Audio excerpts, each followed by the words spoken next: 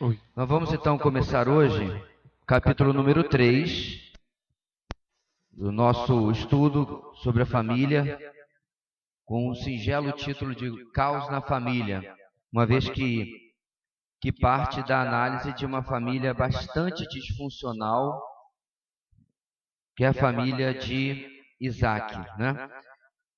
Então vamos orar, meus irmãos, antes de qualquer coisa, e pedir a bênção do Senhor. E assim, toda vez que eu vou orar, meus irmãos, por causa de uma reunião, posso até não mencionar, mas é muito legal a gente ficar vendo aqui no momento de missões sobre a igreja perseguida. Aí a gente faz o domingo, a igreja perseguida. Mas eu penso, meus irmãos, que uma das maiores utilidades para nós, além de orar por eles e sabermos sobre a igreja perseguida, é valorizar a nossa liberdade. Sempre que eu vou orar sobre uma reunião, eu me lembro disso. Agora, na Semana Batista, o presidente me chamou para orar pelo preletor uma das noites, né, pelo pregador, e eu mencionei isso também. Inclusive, fomos surpreendidos pela informação de que a esposa dele passou 30 dias na China, exatamente conhecendo a realidade dos nossos irmãos lá e conhecendo a realidade daqueles que estão nas igrejas oficiais, né? Tudo bonitinho, câmera filmando, sermão pré-censurado. Surreal isso. A pessoa, pastor Gideão, tem que entregar para o governo a sua mensagem, não sei se é do domingo seguinte ou dos domingos seguintes. A realidade realmente parece quase ficção científica, irmãos, para nós, com tanta liberdade que nós temos no nosso país. Portanto, vamos orar. Senhor, nós agradecemos por essa manhã em que podemos estar na Tua presença, agradecendo a Deus pela liberdade que experimentamos e lembrando sempre dos nossos irmãos, que durante este dia já se reuniram devido ao fuso horário, aqueles que irão se reunir daqui a algumas horas nas noites de suas cidades, suas localidades, que o Senhor possa guardá-los, ó Deus, possa cuidar, ó Pai, da sua segurança e que a propagação do Evangelho nesses lugares nunca seja dificultada através dessas limitações. Obrigado, Deus, pela Tua palavra, que hoje vamos examinar mais uma vez. Que nós possamos, ó Deus, não ficar concentrados no erro das pessoas que estão na Tua palavra, pecadores como nós, mas percebermos como nós também somos plausíveis de passar pelas mesmas situações. Nós oramos, ó Deus, também esta manhã pelos nossos jovens, alguns ainda adolescentes que estão fazendo vestibular, que Tu possa, ó Deus, abençoar a cada um, ajudá-los a lembrar, ó Deus, aquilo que estudaram, aquilo que aprenderam e se prepararam para este dia. Que Tu possas manifestar a Tua vontade, ó Deus. Com certeza todos chegaram ali com um desejo no seu coração, mas que eles estejam submetendo esse desejo à vontade soberana do Senhor. E que o Senhor também manifeste a Tua vontade através do resultado, Pai, dessas provas. Continua conosco, nós oramos em nome de Jesus. Amém. Muito bem, meus irmãos. Vamos ler o texto de Gênesis, capítulo 27, versículo 46, que é o último, até o versículo 9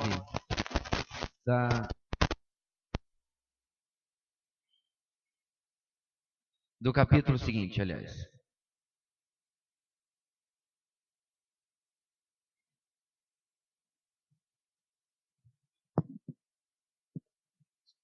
Gênesis 27, 46, e aí o outro capítulo até o 9.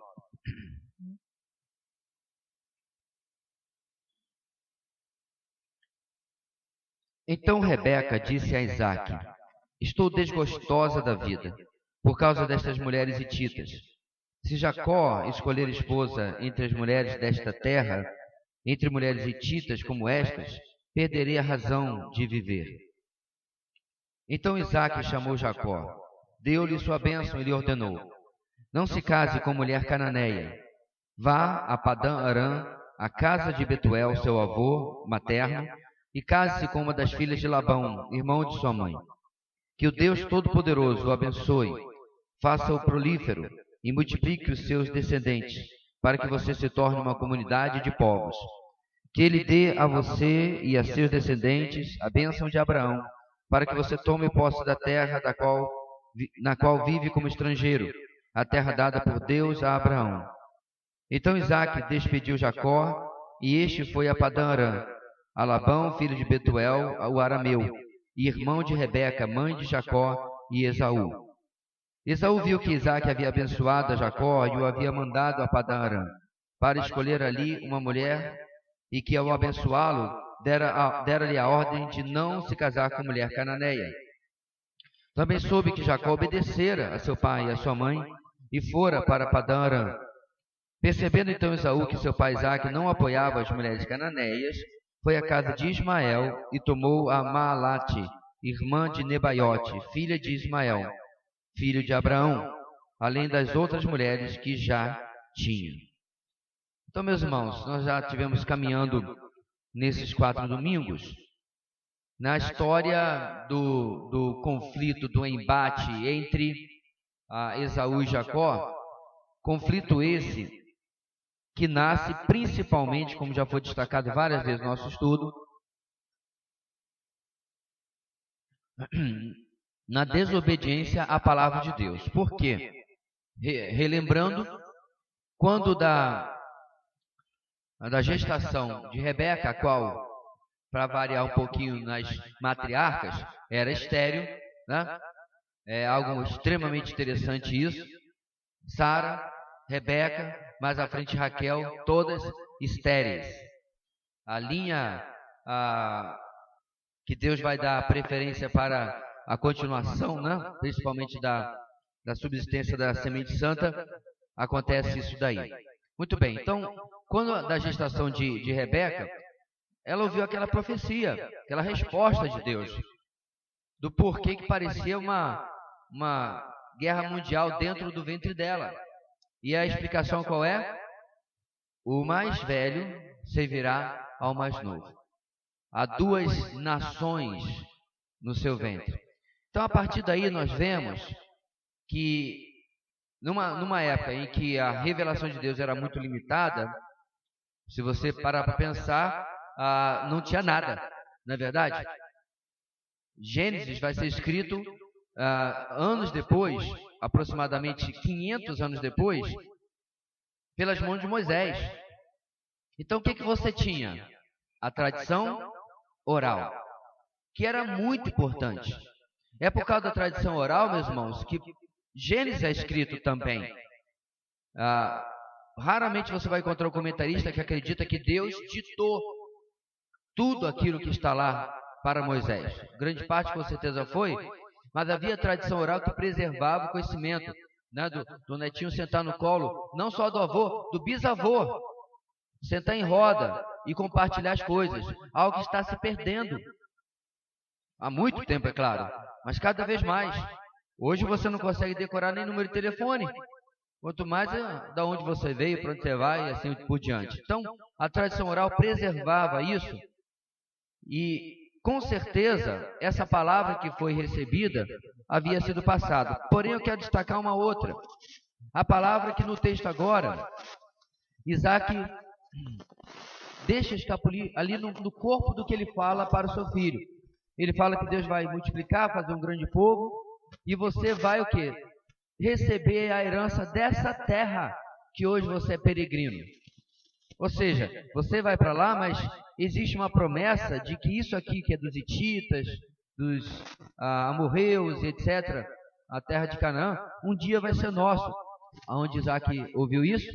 De seu pai Abraão.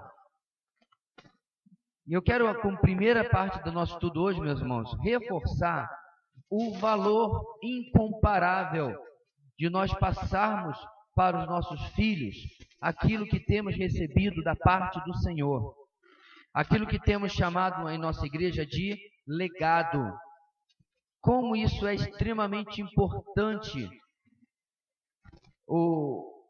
Eu baixei agora um livro sobre o valor, 7 razões, né? Bem, o livro um folheto, uma brochura, né?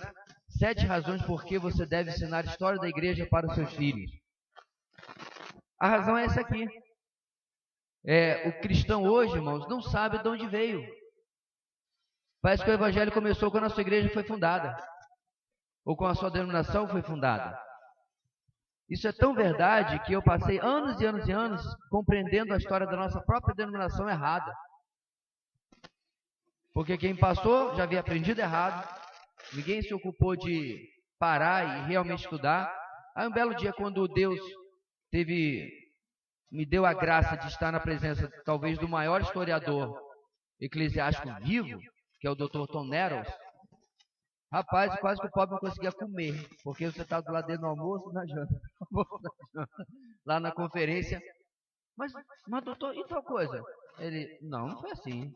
Falei, Jesus, eu tenho que chegar aos 40 e tantos anos para aprender um negócio desse? Mas por quê? Porque nós somos ruins de tradição oral. E às vezes bem pior de estudar o que a gente deveria estudar. Alguém já me perguntou, inclusive, no nosso curso ministerial, que as matrículas já estão abertas, vai começar ano que vem, inscreva-se agora. Por que tem história da igreja? Porque a ideia da pessoa que perguntou, pastor, não é importante a gente estudar apenas doutrina e o que vai usar agora? Mas, irmãos, história da igreja a gente usa agora. Porque quem conhece a história, essa frase inclusive é secular, mas é verdade, quem conhece a história, né, ou desculpe, a frase é quem desconhece a história está fadado a cometer os mesmos erros. Abra um parênteses aqui.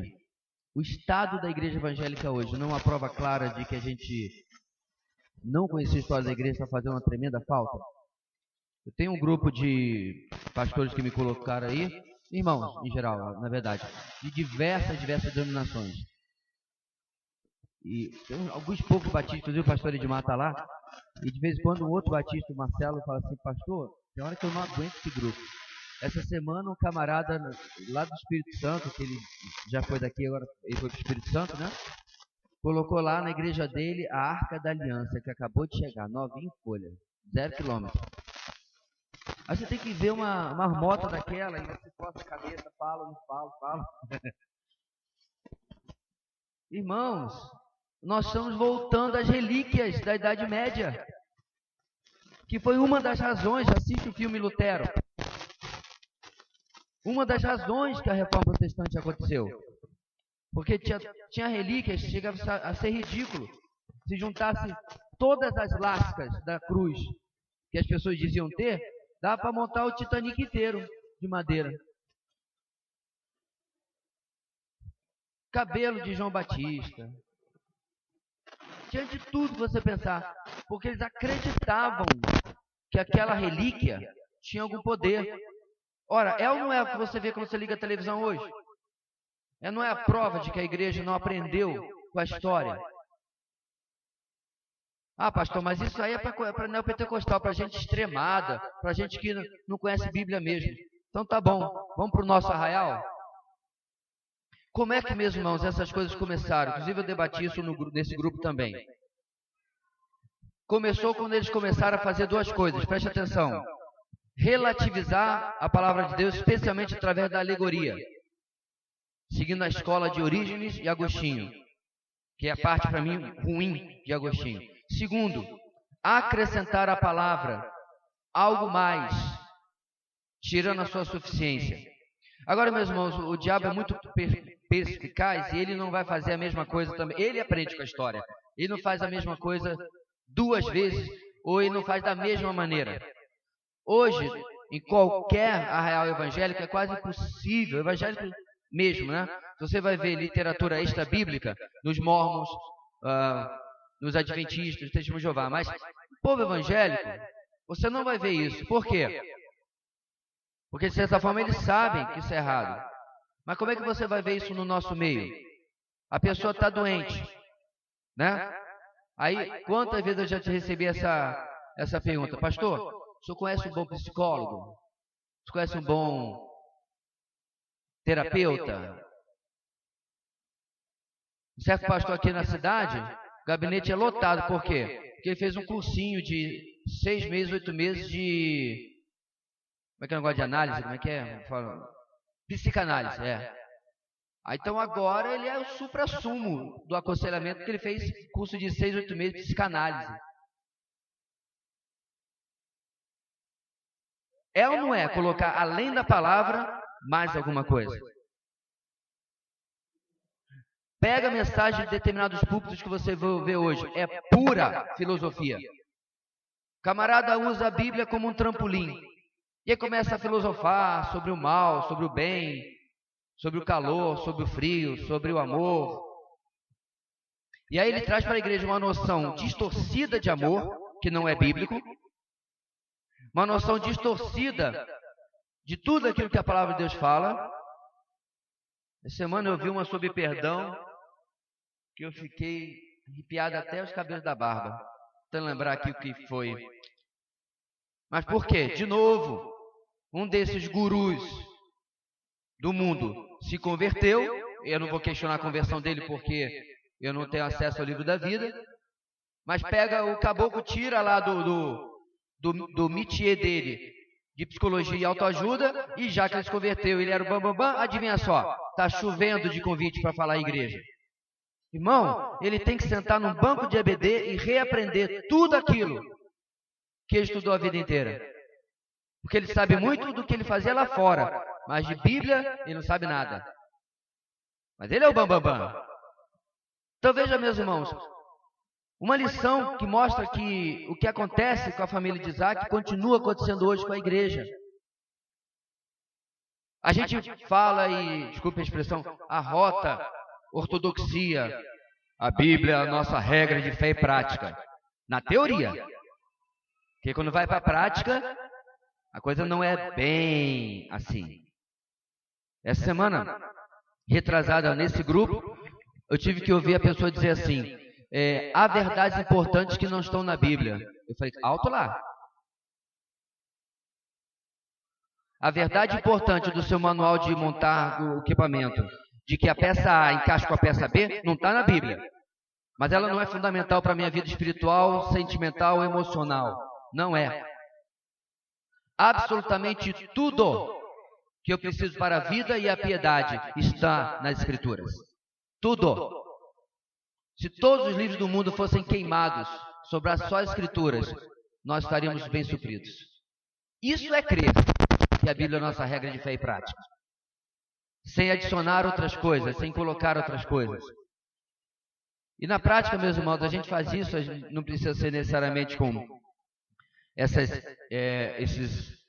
ideologias humanas, a gente faz também da mesma forma que a família de Isaac está fazendo. Como? Colocando a nossa opinião, o nosso desejo, dentro da nossa casa, da forma como levamos a nossa família, e ignorando ou desprezando a palavra de Deus. Então, a primeira grande lição, meus irmãos, que essa família nos traz, repetindo de outros domingos, é qual tem sido o papel da palavra de Deus na sua casa. Eu quero terminar com um testemunho aqui, terminar essa parte. O pastor Edson Naves, que os irmãos conhecem bem, ou vão lembrar que conhece, quando nós estudamos sobre escatologia, dele era o material que nós estudamos, né? O livro Escatologia, a Vida de Santidade, foi a base do nosso estudo. Bem, ele passou há vários anos atrás, com uma filha que já está casada, um problema sério. E o pastor Edson Naves é do nosso métier da Associação Brasileira de Conselheiros Bíblicos, né? Está ali no nosso meio, encontrei com ele já 2 anos seguidos, lá em Águas de Lindóia. E ele contou, ou ela contou, na verdade, num vídeo que gravou, como que o seu pai foi o seu conselheiro. Ah, pastor, mas é porque o pai dela é pastor. Mas é que está, meus irmãos. A Bíblia não fala que devemos aconselhar uns aos outros só se você for pastor. Eu vejo apenas um pai, um homem que vê a palavra como suficiente e sentou com a sua filha, semana após semana, estudando a palavra, ajudando-a a consertar conceitos equivocados que estavam na sua mente, a qual a Bíblia chama de fortalezas, pensamentos falaciosos, meias verdades que são mais perigosas do que verdades, sobre ela, sobre a sua vida, sobre o seu futuro, foi consertando através da palavra de Deus, ele ajudando essa filha, nossa irmã em Cristo, a ver restauração emocional, sentimental e espiritual na sua vida. E eu achei muito interessante esse testemunho, meus irmãos, porque aplica-se a nós também. Como nós devemos tratar os assuntos dentro da nossa casa com a palavra de Deus. Tem um problema de relacionamento, onde quer que seja, coloque Deus como juiz, como árbitro entre vocês, através da palavra. Olha, nós não estamos fazendo isso aqui. Eu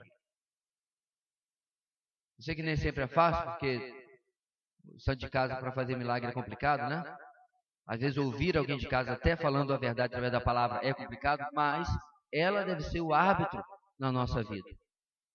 É ela que deve ser o instrumento para que Deus convença a mim e ao outro sobre aquilo que a nossa família precisa melhorar, precisa ser reorientada, precisa ser modificada nas suas concepções. Muito bem. E aí na nossa história aqui, nós temos o título, né, desse terceiro capítulo, que é o seguinte: o reforço da identidade histórica pelo vínculo familiar. Ou seja, nós estamos aqui numa família que tem uma trajetória que Deus já havia determinado para a vida deles, certo? Começa em Gênesis 12, o chamado de Abraão, todos nós sabemos. Então, para nós que estamos aqui depois da história e sabemos os bastidores, tem muita coisa em jogo aqui. E é interessante, meus irmãos, como que as más decisões deles correm um sério risco de colocar tudo isso a se perder. Como que as decisões equivocadas dessa família correm o risco de atrapalhar o andamento do plano de Deus. Eu quero dizer, corre o risco do ponto de vista humano, correto? É aquilo que a gente falou semana passada sobre o caminho reto que Deus tem preparado para nós, tá? Deus quer que a gente chegue ali da porta até aqui na ponta da passarela, do carpete, e aí o que eu faço? Eu começo no meio do caminho a ser atraído pelas minhas vontades, pelas minhas escolhas, e aí eu começo a serpentear pelas fileiras, e Deus fica lá do trono dizendo assim: mas rapaz, eu tinha colocado um caminho tão mais simples para ele. Por que ele escolhe o caminho complicado? Então, vai se chegar aqui? Vai. Deus está no controle disso. Porém, se a gente não soubesse disso, eu fico pensando neles que estão passando ali pela situação onde eu não tinha essa confiança toda e não conhecia, obviamente, o futuro. A insegurança, será que realmente a gente vai experimentar aquilo que foi prometido a Abraão devido a tudo aquilo que estava acontecendo? E talvez, inclusive, Isaac pensando, aonde foi que eu atrapalhei para que isso continuasse ou chegasse a sua conclusão final?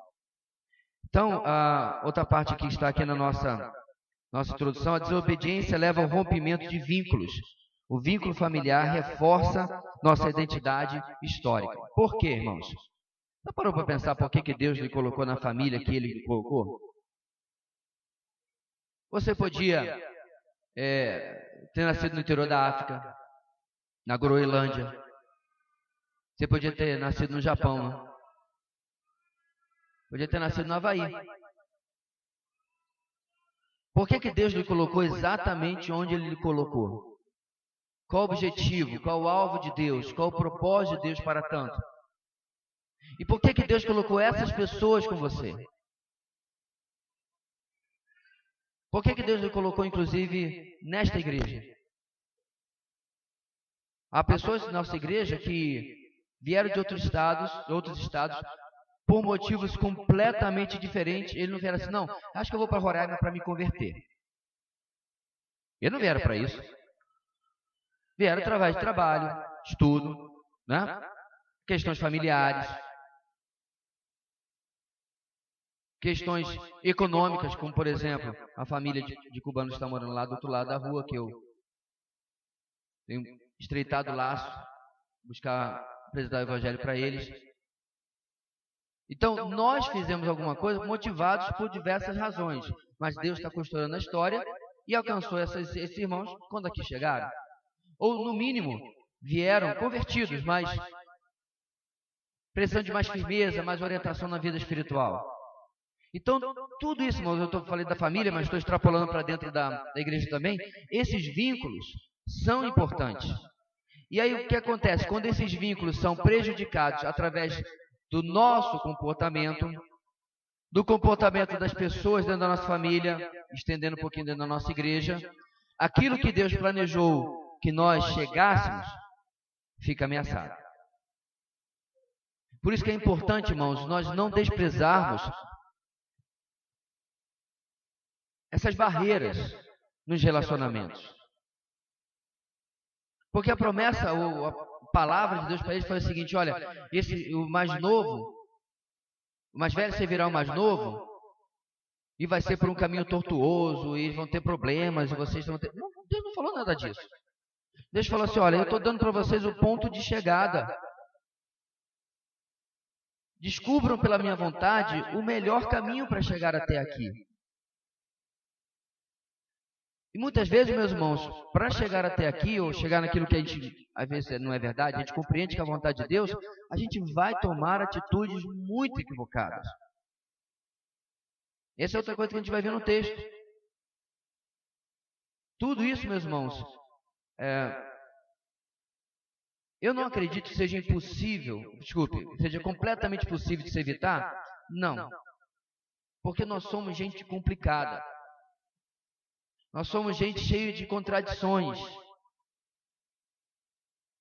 Mas eu acredito sim que através de um constante exame das Escrituras, a humildade de reconhecer os nossos erros e de consertar, se a gente não conseguir andar aqui retinho na passarela, no máximo a gente vai entrar uma cadeira na fileira e volta. A gente percebe, né, rapidamente, eu estou indo pelo caminho mais difícil e volta. Mais difícil mesmo, porque vai ter agora que passar entre uma cadeira e outra que não sai do lugar, aí vai ficar difícil mesmo. E pular não pode, a gente está de olho. Mas não é que a gente faz, irmãos. A gente escolhe sair da trilha que está toda aberta, toda tranquila, como o exemplo que eu dei lá do nosso terreno que eu fui dar uma olhada, né? E aí vai pelo matão. O nosso cachorro mais novo, que agora tem a mais velha, ele tem a alegria de ir no vizinho. O muro de trás caiu. E o vizinho não pôde, a gente não pôde ainda colocar de pé, tá tudo bem, vai indo, né? O meu terreno está limpo. O dele está com uma desse tamanho. E de vez em quando o nosso poodle vem parecendo o mato do vizinho de tanto carrapicho. Aí eu falo, criatura! Gente, falar com o cachorro não é sinal de loucura, tá? Loucura é se o cachorro responder. Eu falei, criatura, tem um quintal desse tamanho para você brincar. Aí ele vai pro vizinho e volta parecendo um arbusto. Igualzinho, você fala também que eu sei. Igualzinho a gente. Deus faz o caminho todo bonitinho. Papai e mamãe orientam na palavra, filho, faz assim, faz desse jeito. Aí eu vou e faço de outro jeito. Eu me lembro, meus irmãos, que há 4 anos atrás, mais ou menos, eu acredito, 3 ou 4, eu dei uma palestra nos adolescentes da denominação sobre namoro. Alguns estavam lá, alguns ainda eram adolescentes na época, né? Eu me lembro de gente que estava sentado na primeira fileira rindo para Dedéu. Por não deu 4 ou 6 meses. Eu já vi no Facebook meninos de 14, 15 anos colocando lá, mudando seu status em relacionamento. Não sai quase dos coeiros e está lá atrás de relacionamento. E eu me lembro claramente, meus irmãos, como a gente fundamentou por A mais B, biblicamente. E que namoro é preparação para casamento. Mas aquilo foi só um pastor coroa, né? Falando de coisas de coroa. Especialmente quando os pais desses adolescentes apoiam as suas decisões. Eu sou fundamentalista, sou radical. Aí uma dessas jovenzinhas, 1 ano e meio depois, estava brincando de boneca de carne e osso. Então eu prefiro ficar com o meu radicalismo. Sinceramente, prefiro ficar. Agradeço a Deus que até o momento, pelo menos os adolescentes de nossa igreja têm nos escutado. Por quê, meus irmãos?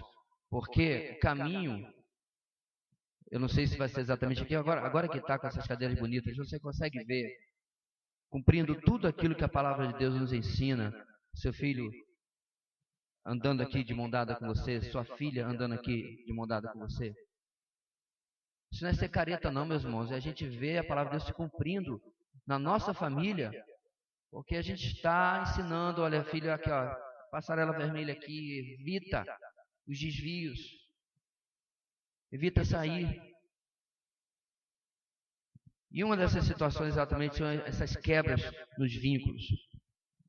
Como é que isso aconteceu, meus irmãos? Vai acontecer com Jacó, vai acontecer com Esaú. Isaac e Rebeca vão se encontrar naquilo que a gente chama de a síndrome do ninho vazio, né? Quando os filhos saem de casa, isso acontece com... Bem, é bom que aconteça, né? Com todo mundo, mas não por bons motivos, mas por comportamentos que levaram-nos a isso.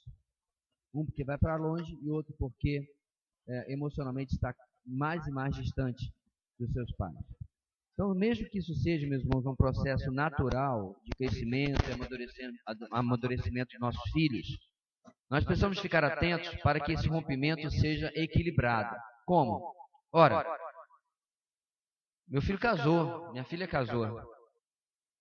Então, a lógica e a coisa saudável para aquele casamento é que vai morar nem que seja naquele quartinho onde a cozinha é conjugada com o banheiro, não tem problema, vá. Vai seguir o curso natural da vida. Agora, não é mais papaizinho e mamãezinha, mas são dois casais de adultos que aconselham-se. Então, meus irmãos, é um processo natural que às vezes a gente não gosta nem de pensar, né? Especialmente as mamães, eu acredito. Mas tem pai também que não gosta de pensar, mas é mais durão e não admite.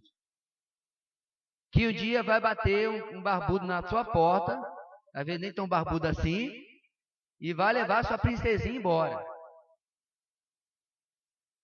Né, eu já estava balançando a cabeça ali, já fez isso, né? Olha lá, tá ali o meliante, ó. Aí o pedaço do coração vai junto. Aquela coisa. Mas não é o processo natural, é o processo bíblico. Deixará pai e mãe, está lá em Gênesis capítulo 2. Não tem a gente brincar com isso como algo errado, não. Não é o que está acontecendo no texto. Então o que a palavra de Deus está nos dizendo, irmãos? Perceba que há rompimento de vínculos saudáveis e há outros que não são saudáveis. Nós tivemos um caso uns anos atrás, que nós acompanhamos, de outra igreja, em que, questão de dias antes do casamento, Deus fez uma obra, gente, tudo crente, viu? Em que os pais não falavam com o rapaz já há 2 anos. Porque saiu de casa da maneira errada, aí quando tentou voltar, os pais se fecharam para aquilo. Complicadíssimo. Aí estava correndo o risco, né, de os pais não irem ao casamento, por birra adulta. Birra infantil é ótimo, a birra adulta é dose para leão. Orgulho, esse é o nome mesmo. De não perdoar, de não aceitar perdão, de não reconhecer também a sua fatia de erro na situação. Vínculos foram quebrados antes da maneira errada, e agora, quando era a hora de se celebrar a quebra normal, natural, saudável, não tinha condição. Bem, então, meus irmãos, que essa quebra de vínculo não seja motivada por algo ruim no relacionamento da família, que não seja motivado por um gosto, por exemplo, maior pelo lado de fora da família. Ou seja, começa a se envolver tanto com o lado de fora da família, que acaba fragilizando e possibilitando o problema de relacionamento, a quebra de vínculo dentro da família. Também que não seja abrupto, né, por questões de discussão, de ofensa e etc., mas seja antes uma consequência de uma evolução amorosa, pacífica dentro da família. Então, meus irmãos, como eu falei lá no primeiro domingo, nós vamos ter que aprender pelo exemplo negativo da família de Isaac, o que acontece quando os vínculos estão sendo quebrados. Antes de nós entrarmos, é bom lembrar, como já foi falado antes, que isso aqui não aconteceu semana passada. Nós destacamos que esse estado de coisas que essa família chega é uma progressão, ou melhor, poderia dizer uma regressão, certo? Um deterioramento, uma erosão que os relacionamentos dessa família já vem vivendo. Então é importante destacar isso, meus irmãos, porque parece até que estava tudo bonito, tirando foto de Natal. Não tinha Natal ainda, mas você entender, né? A foto das festas que tinham na época e tudo mais. Fim de semana a gente vai para casa do vovô Abraão, tá, vamos, lá tem piscina. E de um belo dia, estava Jacó enganando Esaú. Não é assim. O que nos serve de alerta, para nós percebermos como é que a gente está caminhando para chegar fora daquilo de onde nós deveríamos e nos alertarmos para isso. Então, nossa primeira parte do terceiro capítulo nos traz o seguinte enunciado: rompimento do vínculo pelo temor implícito. Os vínculos de Jacó com a sua família são rompidos com base em um temor implícito, ou seja, Jacó está com medo da ameaça que ele já descobriu, na verdade sua mãe descobriu e passou para ele, que havia sido falada contra a sua vida. Qual era a ameaça? Os dias de luto do meu pai estão chegando, disse Esaú. E aí então me vingarei e matarei meu irmão. Ele não sabia que ia levar ainda 20 anos para Isaac morrer, mas ele já era velho, já estava com problema de visão, então se supunha que ele não ia durar muito. E aí ele arma já no seu coração, já se prepara para aquela vingança. Talvez ele falou sozinho e algum servo ouviu, ou ele falou com o servo e o servo falou assim: esse aí é muito grave, não posso guardar para mim. O fato é que Rebeca soube. E aí Jacó, ciente disso, Rebeca conta para ele, eles têm que agora criar um novo esquema para poder ir embora. Qual é esse esquema? A gente vai falar isso daqui a pouquinho. Eles usam a desculpa dos casamentos de Esaú para justificar a partida de Jacó. Então, vendo, irmãos, o caminho do casamento misto de seu filho mais velho, Rebeca o envia para onde ele poderia ficar longe dos povos pagãos, ou pelo menos longe dos povos mais pagãos do que a sua família. Então, qual é o entendimento, meus irmãos, dos comentários dos estudiosos? É que havia, sim, uma certa crença no Deus único nos povos da antiguidade. Certo? Não é como se o conhecimento de Deus tivesse sido varrido da terra e aí Deus se revela a Abraão e tudo começa a partir dele. Não. Você tem povos que sabiam que há um Deus apenas, que criou os céus e a terra, etc, etc. Conheciam a história através de Noé. Inclusive, você encontra histórias similares à de Noé sendo narradas em outros povos. É a tradição oral que vai passando passada e vai sendo alterada, corrompida na narrativa, mas vai chegando de alguma forma, porque era impossível ignorar que houve um dilúvio que atingiu todo mundo da época, né? Então, meus irmãos, na compreensão de Abraão, faz isso com Isaac, agora de Isaac, a sua família lá em Padã Arã estavam menos corrompidos, ok, do que os povos de Canaã, que estavam completamente envolvidos com idolatria. Agora eu disse menos corrompidos por quê? Porque se você visitar a narrativa lá na frente na vida de Jacó, você vai ver que são mencionados ídolos do lar.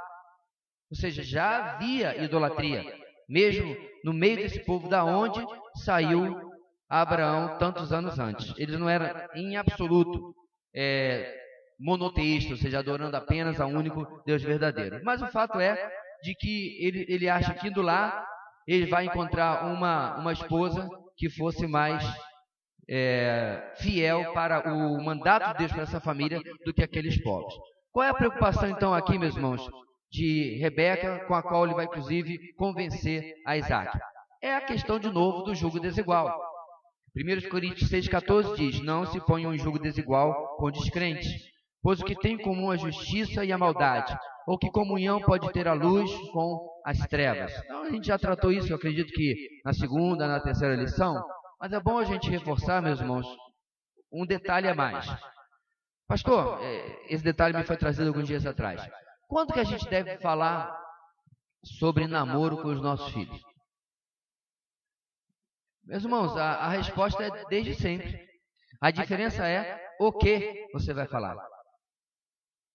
Há situações que são para adolescentes, há situações que são para antes da adolescência. E eu acredito que esta é uma situação que deve ser passada antes da adolescência. Mas qual é o problema, meus irmãos? Muitas vezes, nossos filhos são pouco submetidos à palavra de Deus dentro da nossa casa. Ou seja, ele vai crescer, supostamente, né, achando que falar disso aqui, de jugo desigual, é coisa da igreja. Mas não é coisa que se trata dentro de casa. Então, como é que a gente podia fazer isso? Lá quando você está contando a história do Antigo Testamento para o seu filho. De repente você está contando a história dos reis de Israel. Seu filho vibrou com a história de Davi. E ele virou super-herói do seu filho. Legal, agora a história continua. Aí chega na história de Salomão. E o texto nos dá toda de bandeja para poder colocar um ensinamento. Que o coração de Salomão foi corrompido, desviado pelas muitas mulheres pagãs, gentias, né, que ele tomou para si. Ele não teve a firmeza de, em lugar de levar, não sei para que tantas mulheres também, para conhecer o Senhor, ele cedeu para poder agradá-las. E aí isso acabou atrapalhando a firmeza da sua vida com Deus e também do seu reinado. Ou seja, uma passagem bíblica que você pode, desde pequeno com seus filhos, transmitir o conhecimento, sem preconceito. Ninguém está falando do valor das pessoas, mas de como a palavra de Deus nos ensina, meus irmãos, de que um lar deve ser constituído debaixo da bênção do Senhor, e o casamento em si já é, mas através de um homem e uma mulher que conheçam o Senhor, que andem com o Senhor. Pastor, mas já não falou isso, está reforçando por quê? Conversa com as pessoas das outras igrejas, aí você vai descobrir por quê.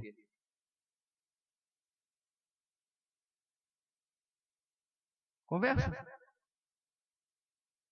Você vai ver, meus irmãos, como que isso já é um ensinamento careta, fora de moda. Está preparado? Esse é um ensinamento intolerante. Exatamente. Eu não estou inventando, essa coisa que eu ouvi. Os tempos são outros. Até de não acreditar no poder de Deus para transformar as pessoas, já fui acusado. Porque supostamente é automático, né?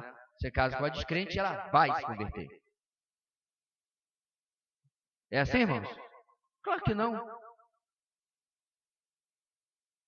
Mas nós vivemos dias, meus irmãos, de relativismo, onde reafirmar essas verdades, isso é retrógrado, careta, intolerante, fundamentalista, e assim vai.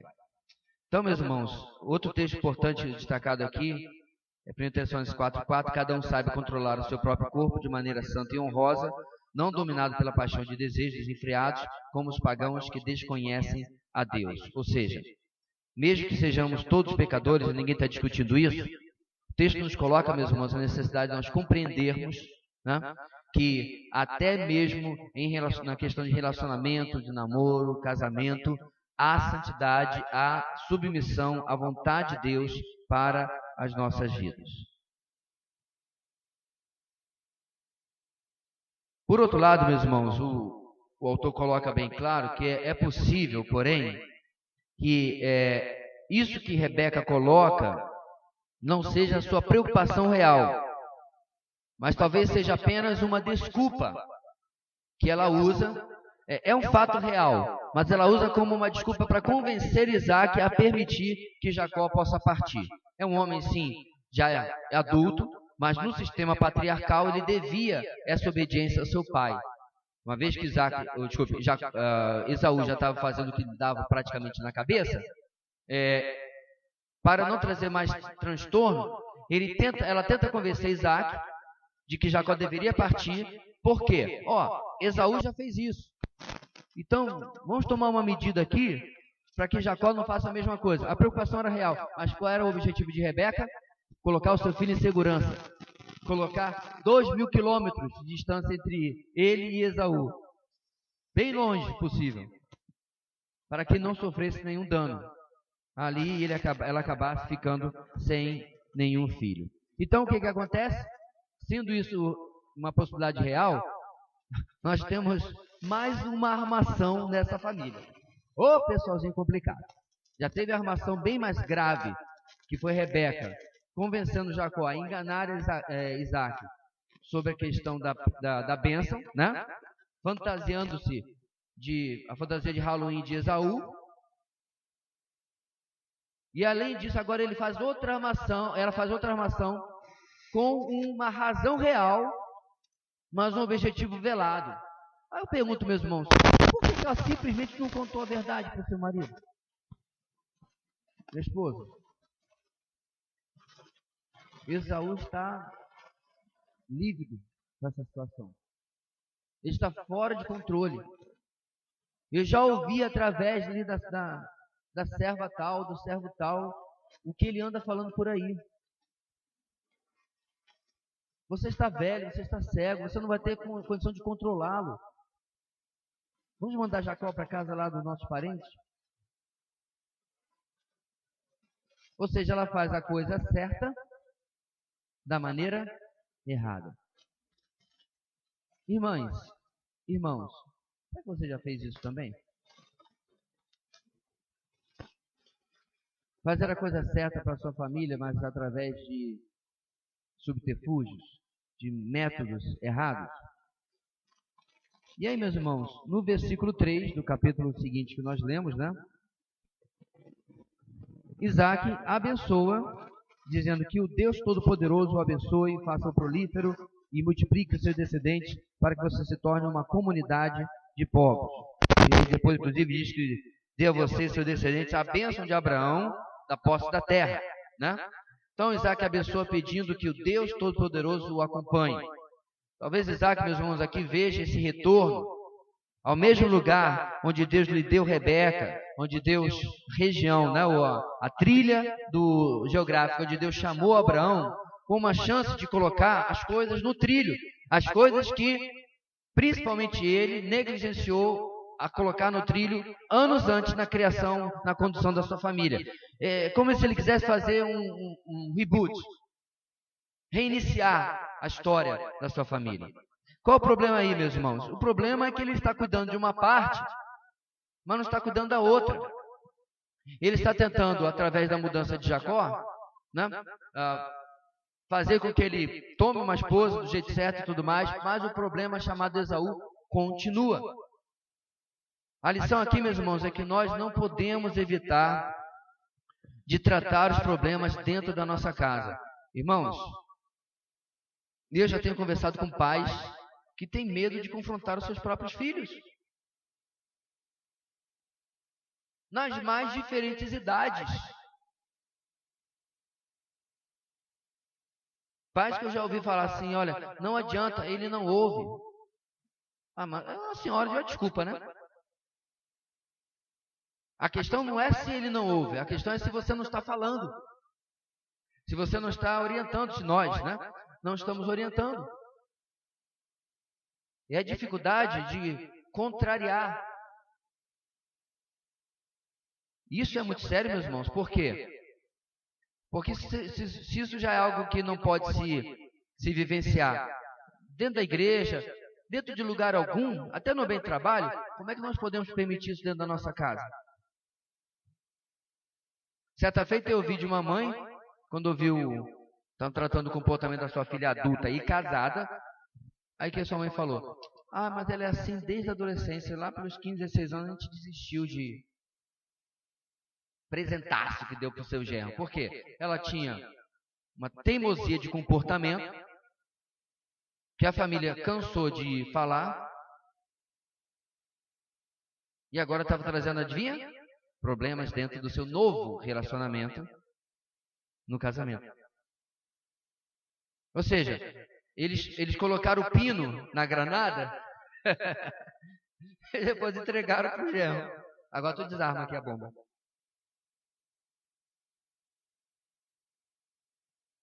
Porque se você ignora um fato desde a metade da adolescência da pessoa e agora uma década depois, aproximadamente, 11 anos na verdade, você vem querer, não pastor, eu queria essa situação, porque está um problema no casamento da minha filha. Eu estou ouvindo, né? Então, quando chegou nesse ponto, eu falei assim, mas por que vocês não tentaram fazer alguma coisa há 11 anos atrás? Ah, ela era uma adolescente muito difícil. Irmãos, uma pessoa que é difícil fica automaticamente fácil? É o tempo que cura essas coisas? Ou é transformação de Deus na nossa vida? Eu acredito, meus irmãos, que o tempo ele é um remédio incidental que pode talvez vir a fazer alguma coisa. Não foi o tempo, você conhece a história, que mudou a vida de Jacó. Não foi. Ele foi tratado por Deus. O Jacó que volta 20 anos depois para se encontrar com Esaú, não é o mesmo, não foi por causa do tempo. Não houve santificação por tempo de serviço. Ele foi tratado, humilhado debaixo do seu tio. Ele teve que aprender a depender de Deus antes de ter o seu nome mudado, né, inclusive por Deus. Então, eu creio, meus irmãos, que Isaac queria fazer esse reinício na sua família, porém, de maneira incompleta. Ou seja, precisamos olhar para trás e ver onde as nossas famílias, talvez em pequenas ou grandes áreas, saíram dos trilhos e fazer a nossa parte para esse retorno. Essa parte pode ser pedir perdão, pode ser reconhecer detalhadamente o nosso erro, pode ser relevar os erros dos outros. Está com problema na sua família? Tô. Qual o problema? Fulano fez isso e isso comigo. Entendi. E você está esperando o que para perdoar? Estou esperando que ele venha falar comigo. Você compreende, meu irmão, que isso aí pode levar a vida inteira e nunca acontecer? Lembra da história que eu contei alguns domingos atrás? Do homem que tinha sido extremamente ruim para sua família? E agora, velho e doente, via uma filha apenas se dispondo a cuidar dele? Cristã? E os outros, sei lá, 4, 5, 6 irmãos, não queria vê-lo nem pintado de ouro real, com cobertura de chocolate. Não. Mas aquela irmã escolheu o caminho do perdão. E eu, inclusive, perguntei para ela uma certa feita, seu pai, pelo menos para você, parou e admitiu os erros do seu passado? Ela, isso, pastor, nada. Entendi, inclusive, que ele reclama de mim. Aí eu fiquei pensando assim, irmãos, eu acho que eu acabei de aprender o que é um coração curado. O que o Espírito faz na vida de uma pessoa realmente restaurada sobre o mal que lhe foi feito. Ou seja, meus irmãos, eu coloco a minha família no trilho, muitas vezes de forma incondicional. Eu não fico esperando que vá ser feita alguma coisa por mim. Eu simplesmente faço. Eu cumpro a palavra de Deus, que é uma lindeza dentro da igreja, né? Mas eu cumpro a palavra de Deus, como a gente falou no primeiro domingo, no lugar aonde a minha vida espiritual e a minha santidade são mais testadas, que é dentro da minha casa. Aonde eu vou ser provado se eu estou falando sério com esse negócio de ser crente ou não. Né? Onde a gente vai demonstrar a obra real do Senhor na nossa vida. Bem, dificilmente Isaac, meu irmão, sabia o que ia acontecer no futuro, mas o fato é que Jacó retorna de Padã Arã como Israel, com seu nome trocado por Deus e a sua vida transformada também. Ou seja, mesmo não tendo feito tudo o que deveria fazer, Jacó fez alguma coisa. Deus tomou aquilo que Jacó fez, Deus tomou aquilo que Isaac fez e pegou daí para colocar de novo a vida da sua família nos trilhos. Através, é claro, da transformação que aconteceu na vida de Jacó. Agora vamos fazer aqui um pouco vamos teologizar? Será que precisava, irmãos, tudo isso acontecer? Será que precisava toda essa reviravolta, parecendo uma novela mexicana na vida da família de Isaac? Será que quando Deus chamou Abraão, lá em Gênesis 12, Deus já tinha pensado assim, olha, eu vou fazer isso, vai acontecer tal coisa, pá. Perceba, meus irmãos, que a gente falou na semana passada, eu quero reforçar isso. Deus nunca provoca o nosso erro. O que acontece é que Ele não é impedido em seus propósitos por causa dos nossos erros. Ok? Eu não concordo de maneira nenhuma, já vi gente falando isso, que Deus fez Davi adulterar porque Ele queria que Salomão viesse através da linhagem de Batseba. Isso, meus irmãos, é extremamente complicado isso daí. O que acontece é que Deus demonstra aquilo que tem muita gente que fala que você não vê no Antigo Testamento, né? A sua graça infinda, em que Ele costura a semente messiânica através de um casamento que começou totalmente errado, através de adultério e assassinato. Porque Davi adultera, depois, se fosse pelo regime jurídico de hoje, ele seria preso.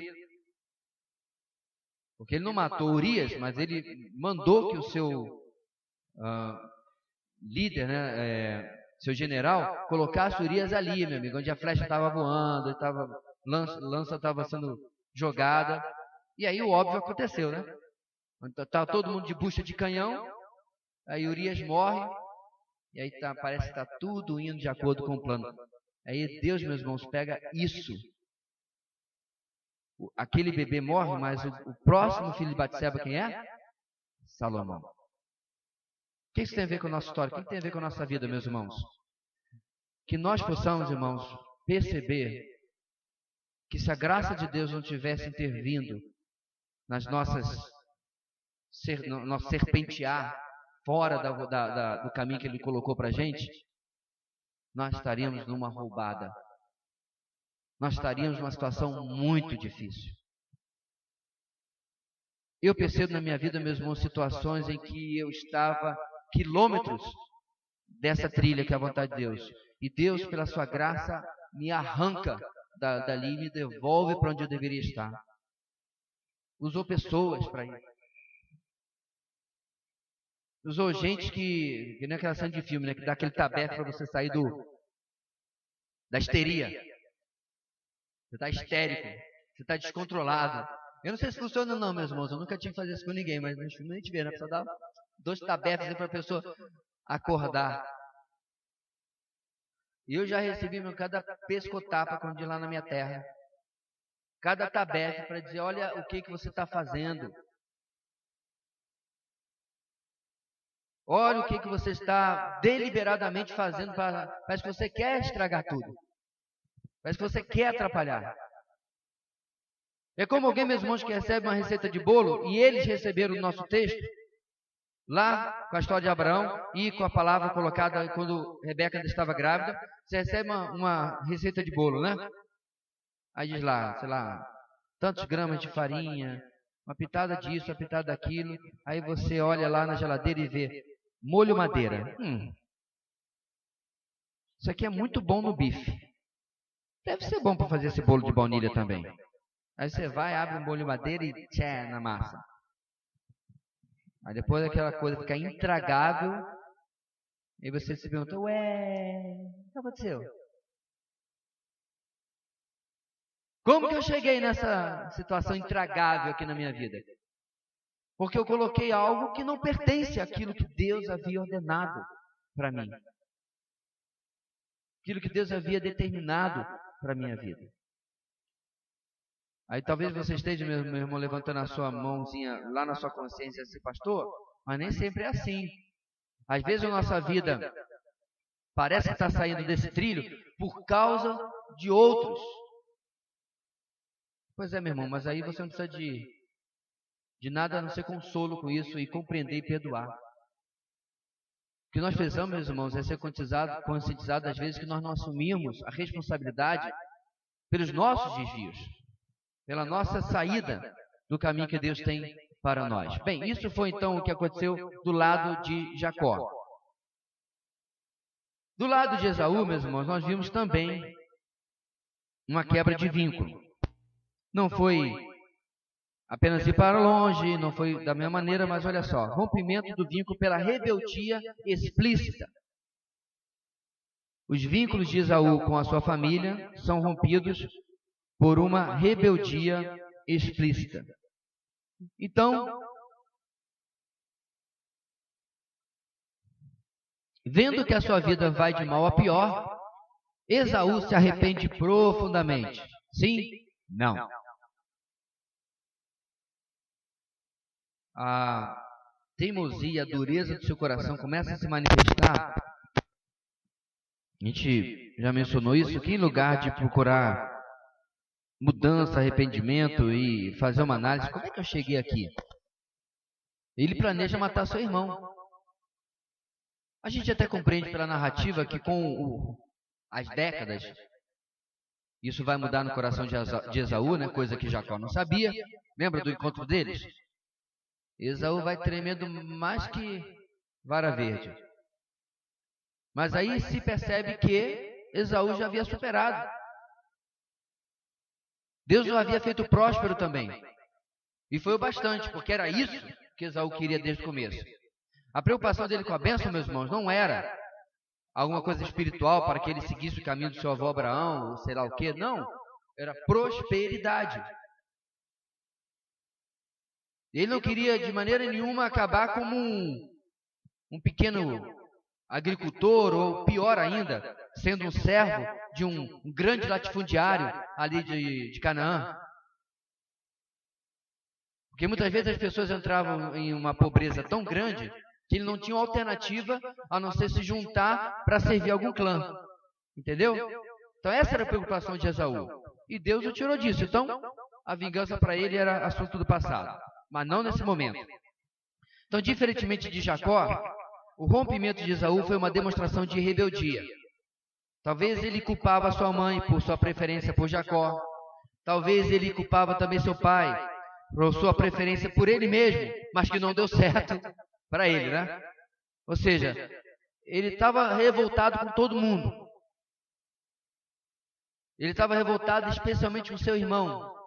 E agora ele não para e continua, ele repete a ação de tomar uma mulher de povos estranhos, contrariando a orientação que sabia que seu pai havia dado a Jacó. Muitos filhos, irmãos, desobedecem e manifestam essa rebeldia para chamar a atenção. Isso acontece com pequenininhos, com médiozinhos e com grandinhos.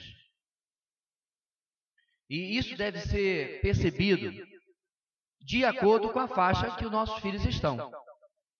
Não é? É comum, por exemplo, quando você tem o seu segundo filho e o primeiro começa a chamar a atenção para si. Pode ser por rebeldia, pode começar com algumas traquinagens e pequenas obediências e tal. Então começa a manifestar por atos um grito dizendo, ei, estou aqui. Muitas vezes isso é real. A atenção exagerada, né, com o cara de joelho que acabou de ser trazido da maternidade, provoca no outro, diz assim, e aí? E aí, meus irmãos, isso só requer um pouco de sabedoria, de incluir a criança. Eu me lembro quando a gente foi pegar o Joshua, já estava em casa, né? Como bem sabe, nasceu com menos de um saco de arroz e meio, quilo 350. Mas quando ele já estava maiorzinho e tal, 2 meses depois em casa, tem uma foto até hoje dele com todo o cuidado do mundo, o Herda sentado no sofá. A gente colocou, agora já eram os 2 sacos de arroz, mais ou menos, no colo dele, tirou a foto. Muito antes disso, eu levei os 2. Eu contrabandeei os 2 pelos fundos do hospital, da maternidade, que não podia entrar. A gente entrou pela maternidade lá atrás de um vidro, né? Que dá para UTI neonatal. Para eles conhecerem seu irmãozinho. Sabe por quê? Porque eu aprendi com a minha história. Eu, pequeno, eu via meu irmão como esse intruso que tirou o meu berço. Ah, pastor, isso é besteira. Não, não é. São coisas, meus irmãos, que a gente não percebe às vezes que estão acontecendo e vão gerar pequenos conflitos entre os nossos filhos depois. Tu não precisa de um PhD em ciências humanas para isso. É mera observação e constatação de que cada filho precisa da devida atenção em cada época da sua vida. E que às vezes, quando um filho manifesta uma opinião de que algum outro tem preferência, você não deve desprezar isso. Pastor, mas isso não é verdade. Mas é para ele ou para ela. Por isso que eu falei, meus irmãos, não se chegou a esse estado dessa família no dia em que Jacó comprou, entre aspas, a primogenitura de Esaú. Não! Isso vem sendo desgaste de uma família disfuncional há muito tempo. Eu fico, às vezes, impressionado como que algumas pessoas conseguem ter famílias tão grandes e não serem desequilibradas.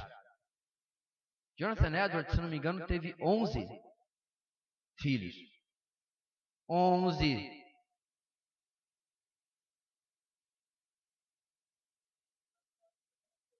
Oi? 14.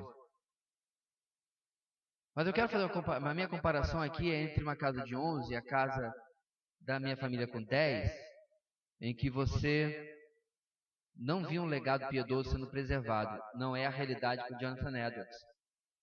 Os descendentes desse admirável homem de Deus eram pessoas tementes a Deus, que serviam diversos missionários e pastores. A questão aqui, meus irmãos, é como é que a gente mantém o nosso lar de uma maneira que fomente o gosto pela vida de Deus, pela vida espiritual. E isso passa pelos relacionamentos também, entre irmãos e outros também.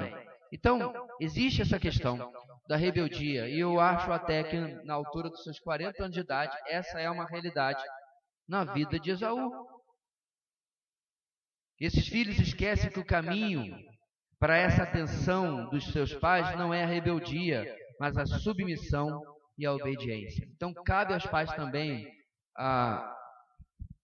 relembrar ou ensinar seus filhos que a maneira correta de se aproximar, porque quando eu falo aqui, meus irmãos, de chamar a atenção, eu não estou dizendo que a gente deve, não, agora eu tenho que mimar e carregar no colo o galalau de 15, 16 ou 18 anos. Não, não é isso.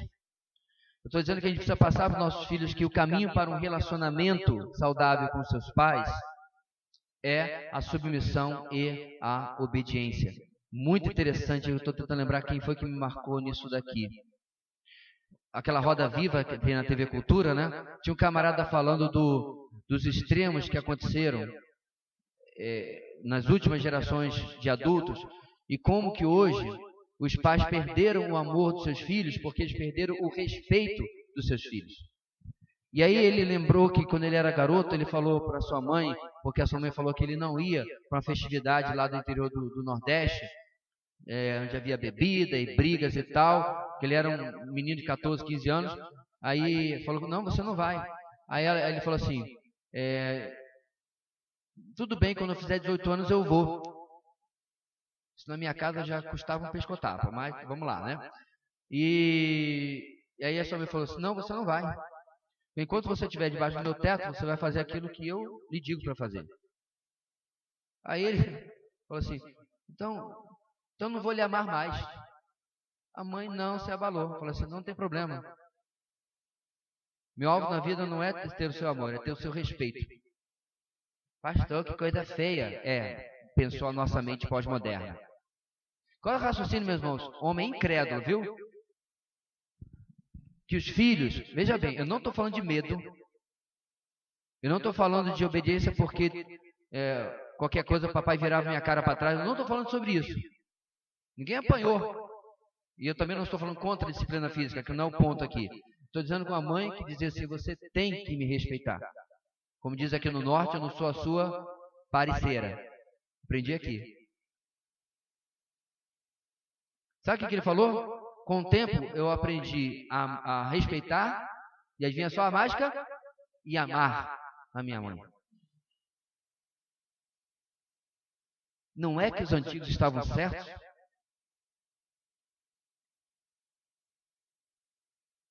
O que tem se ensinado hoje, meus irmãos, é uma comuna dentro das nossas casas. Tem um autor, estou tentando lembrar o nome dele aqui, que falou a família democrática. Que democrática o quê? Nós estamos numa oligarquia, é o poder de poucos, especialmente se você tem mais filhos do que 2, né?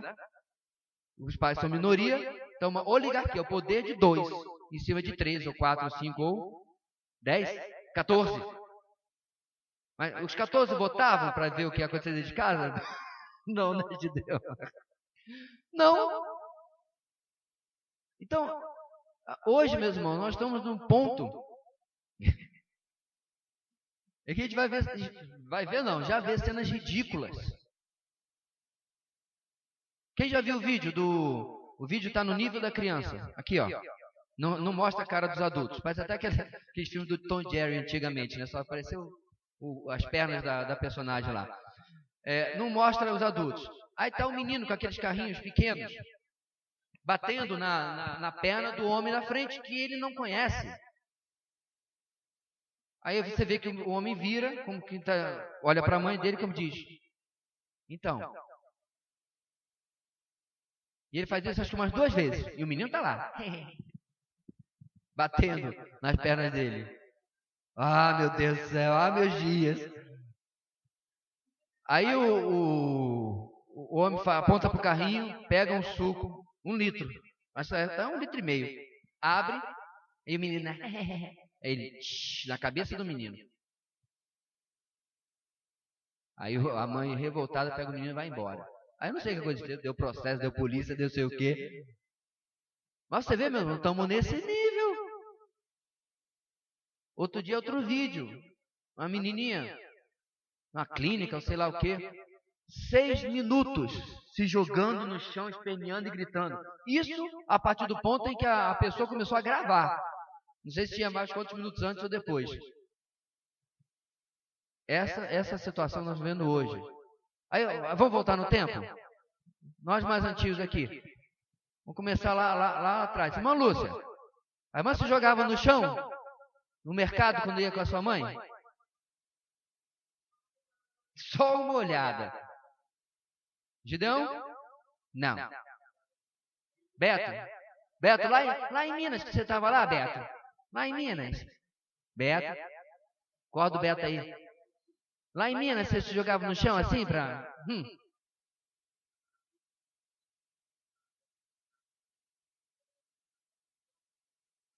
Só olhar, né? Pois é. Na porta do supermercado eu ouvia: eu vim comprar isso, não me peça nada. Eu entrava mudo, saía calado. E como diz a minha avó, cresci e saí a gente, né? Não saí bicho, e não cresci revoltado. Quando eu crescer, eu vou estar no supermercado, vou comprar o que eu quiser, meu filho também. Não, continua a mesma coisa. Você vê, meus irmãos, o descontrole dentro dos nossos lares são porque nós estamos substituindo os padrões e papéis da palavra de Deus por outras coisas. Ah, pastor, mas o senhor falou da palavra de Deus, o senhor foi na educação dos antigos. E tu achas que veio da onde? Da opressora cultura judaico-cristã. Oi, irmão.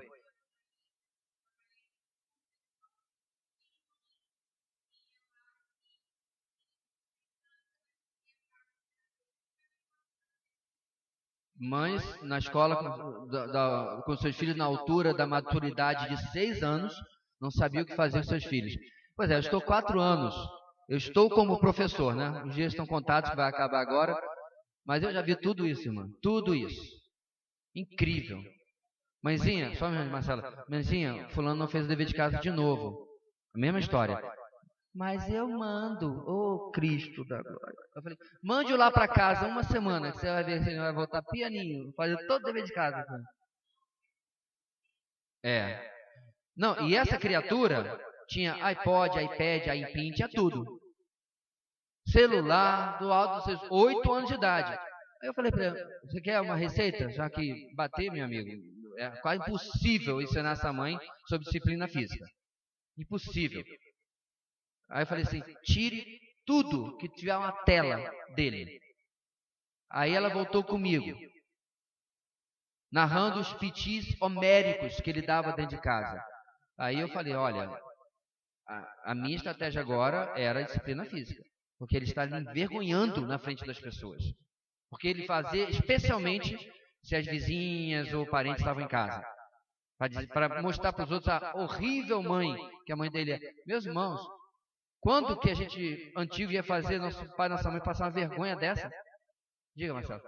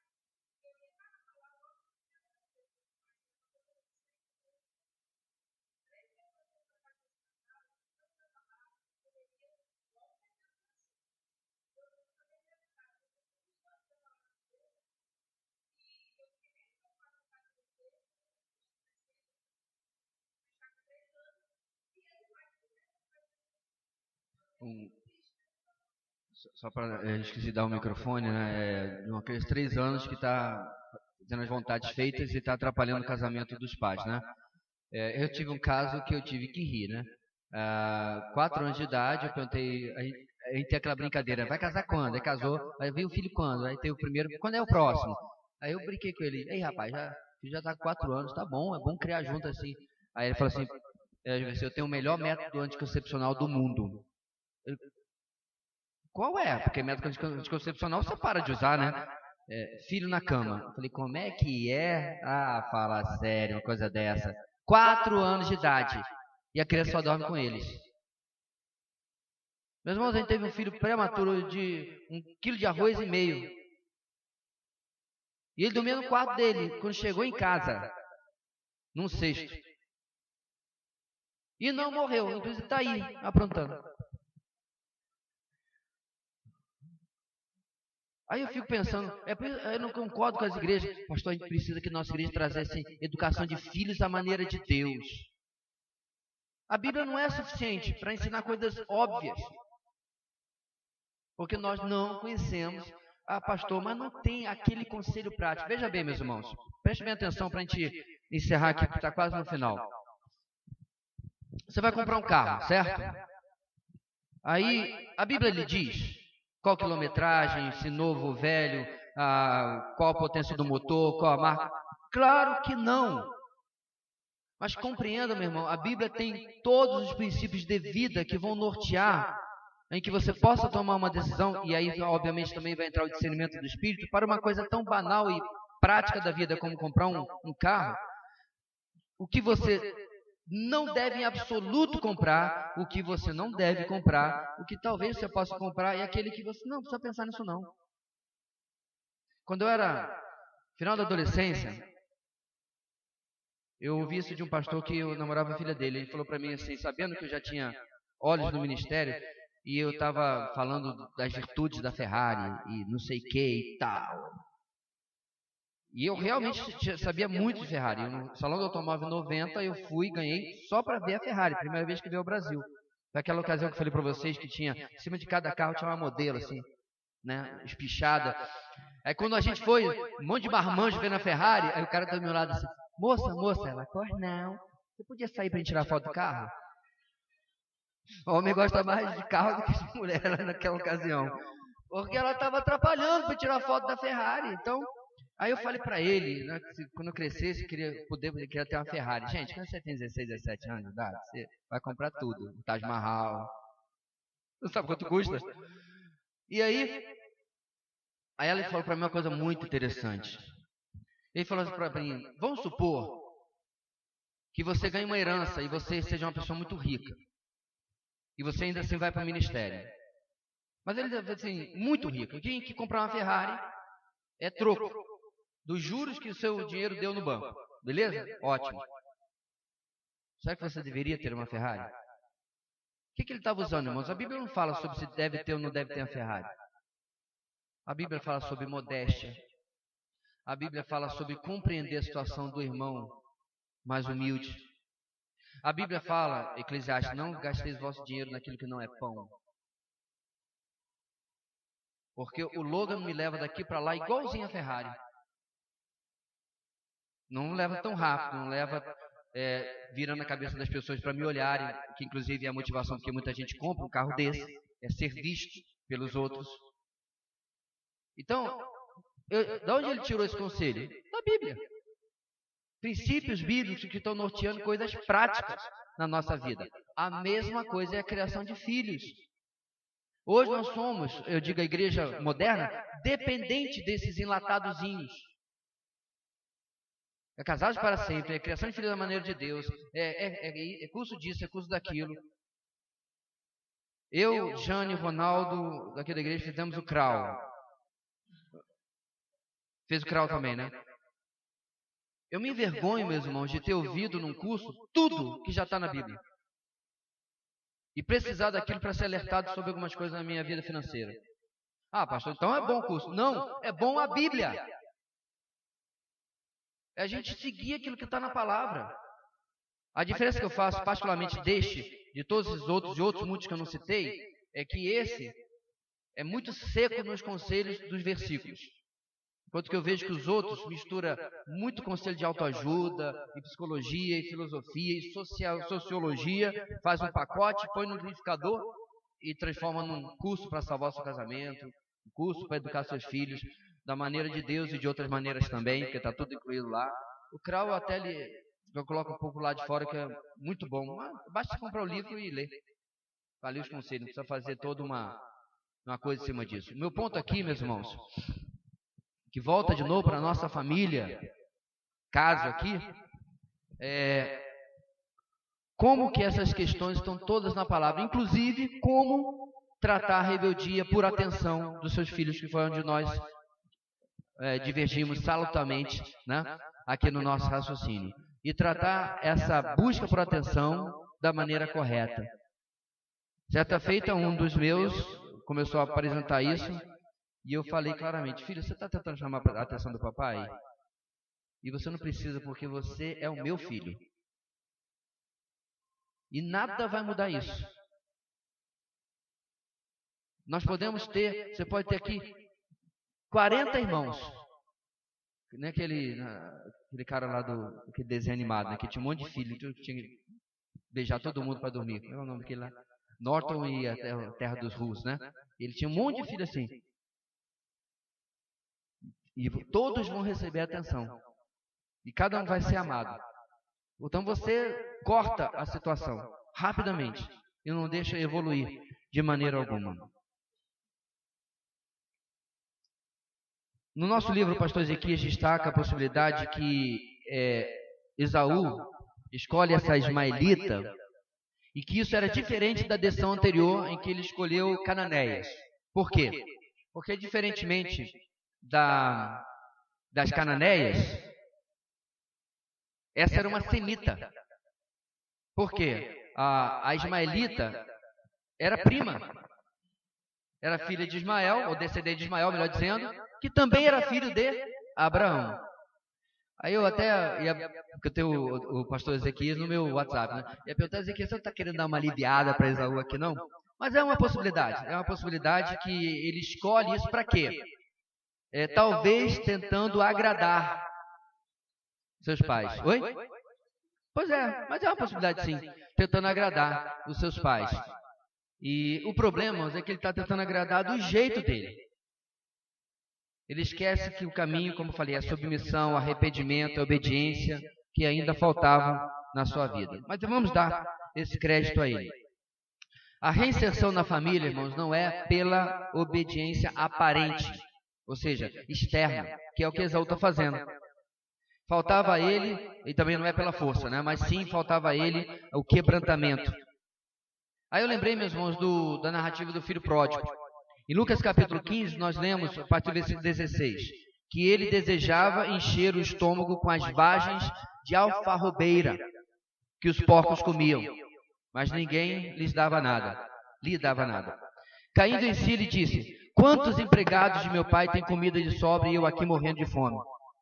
Eu me porei a caminho e voltarei para meu pai, e lhe direi, pai, pequei contra o céu e contra ti.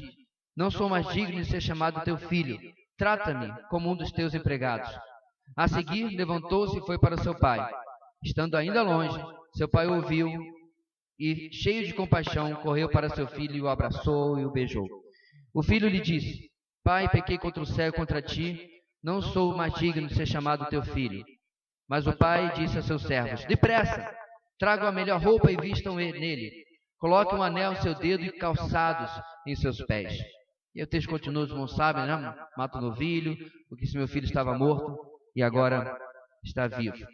Então, a diferença aqui que eu vejo, meus irmãos, é o arrependimento, quebrantamento interior.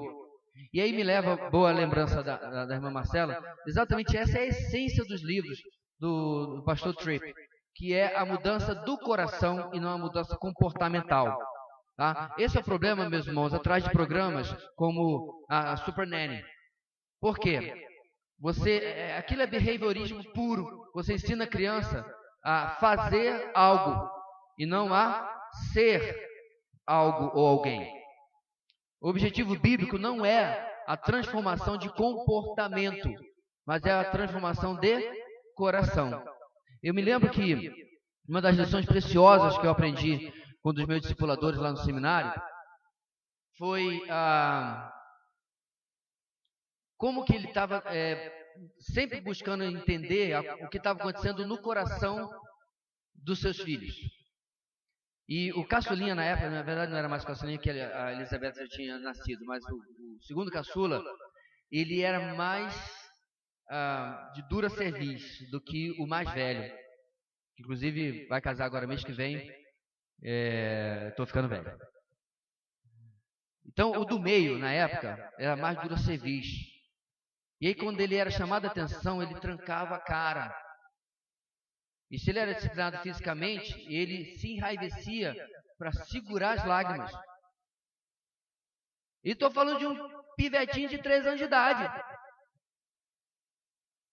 E aí, meu amigo, eu olhando e mentalmente com o meu caderninho, né? Só aprendendo.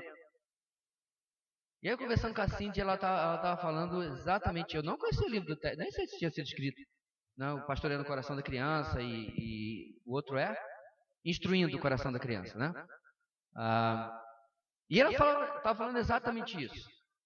Ela estava tentando aprender português ainda, eu estava começando a aprender, mas quando ela cansava, ela explicava em inglês mesmo para mim. Ela falava, isso aqui é o típico fenômeno do eu estou sentado por fora, mas por dentro eu estou em pé. Né? Você manda a criança fazer alguma coisa, sentar, ela senta. Mas por dentro eu estou em pé. Estou fazendo o que eu quero. E aí o pai diz, não, é importante que ele obedeceu. Não, não é só isso. Não há transformação real. Não há mudança verdadeira. Você vê isso muito, irmãos, um paralelo completamente longe, né? Mas ainda assim é paralelo, na vida de viciados. Jura de pé junto que agora vai, tá? Mas na mentalidade, infelizmente ainda viciada dele, ele já está pensando como é que ele vai conseguir a próxima dose. Como é que ele vai lhe enganar? Ele quer manter aquela confiança que ele está passando para você o suficiente para ele conseguir a próxima dose. Todo mundo sabe, uma situação de extremo conflito interior. Então, meus irmãos, é importante que a gente olhe para a vida de Esaú e perceba essa obediência do jeito dele, da maneira dele. Certo filho chegou em casa satisfeito com a nota que ele tirou. Por quê? Porque o papai falou com ele, brigou com a nota baixa, a nota vermelha que ele havia tirado no bimestre anterior. E aí ele chegou satisfeito, mostrar para o seu pai o boletim, né? Passado alguns dias, foi chamado à escola, porque a professora reparou como que havia similaridades curiosas entre a prova dele e de outro colega. E aí foi feito ali um inquérito, né? CSI, e aí descobriu-se que havia sido o filho dela que havia colado. Então o que ele compreendeu? Importante é a nota. Papai não está interessado como é que eu chego lá. E ele fez exatamente aquilo que ele entendeu. Então ele fez a coisa que não é certa, a coisa certa que eu referia. Eu vou conseguir uma nota melhor, mas de uma maneira completamente errada. Daí tá, meus irmãos, o problema é que não houve transformação de coração. Pastor, qual é a transformação de coração nesse caso? Ora, eu vou estudar, porque eu não estou cumprindo aquilo que eu devo cumprir na minha tarefa de aluno, que é a nota, e eu não fiz naquele bimestre, por isso que eu fui mal, e agora eu vou estudar. E aí eu vou cumprir aquilo que papai e mamãe estão falando de mim. Ou seja, a gente precisa, meus irmãos, voltar para a palavra de Deus e tirar esses princípios que vão nos impedir de começar uma derrubada de castelos ou de dominós, né? Que vão destruir as estruturas da nossa família. Não é uma coisa apenas, são várias. E no âmbito geral da nossa lição de hoje é aonde estão as quebras, onde estão os problemas que vão gerar quebras de vínculos que não sejam saudáveis na nossa casa. Os vínculos vão ser quebrados um dia. Talvez aí nós pudéssemos dizer que os vínculos vão mudar de modalidade. Né? Eu não tenho um vínculo quebrado com os meus pais. Casando-me, eu mudei a modalidade de vínculo hoje com um homem adulto e tal, né? Mas que não sejam, meus irmãos, vínculos que sejam quebrados através de más decisões, como no caso dessa família. Uma outra pergunta, irmão, sobre nossa lição de hoje? Não? Então esse é aquele momento que a gente precisa tomar decisões.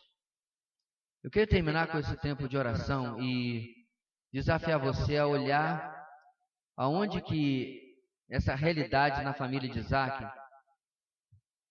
reflete alguma coisa atual no seu relacionamento com os seus irmãos, no seu relacionamento com seus pais, no seu relacionamento com os seus filhos.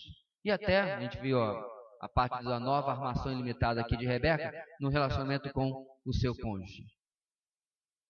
Autenticidade, submissão, obediência, são coisas que estão sendo reais na sua casa. Homens, colocar comida sobre a mesa é a tarefa óbvia do seu papel, mas não é todo ele, nem de perto.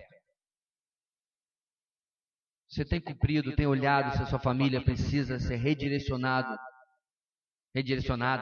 está fora dos trilhos, nem que seja um pouquinho. Porque, meus irmãos, 1 grau de desvio vai nos levar, eventualmente, a milhares de quilômetros longe do nosso objetivo. Se você desvia aqui, você aponta, né, em linha reta para o Rio de Janeiro a partir de Boa Vista. Mas você resolve, deixa eu tentar aqui 1 grau para a esquerda do que eu havia traçado. Você não vai chegar no Rio de Janeiro, tenho absoluta certeza disso. Aquele 1 grau vai lhe tirar da onde você queria chegar. Onde estão, meus irmãos, nossa casa, os desvios que precisamos repensar? Talvez sentar com o nosso cônjuge e dizer, olha, eu tenho percebido isso, o que você acha? Como é que nós podemos consertar isso aqui dentro? E começar a tomar passo, meus irmãos, porque nossa família só não é igualzinha a de Isaac, pela graça de Deus. E naquilo que ela possa se assemelhar, a mesma graça está disponível para nos ajudar a consertar o que precisa ser consertado. Amém? Vamos colocar de pé, meus irmãos, ter esse momento de oração. Queria convidar a irmã Suame que nos dirigisse nessa oração, colocasse as nossas vidas, nossos papéis diante do Senhor.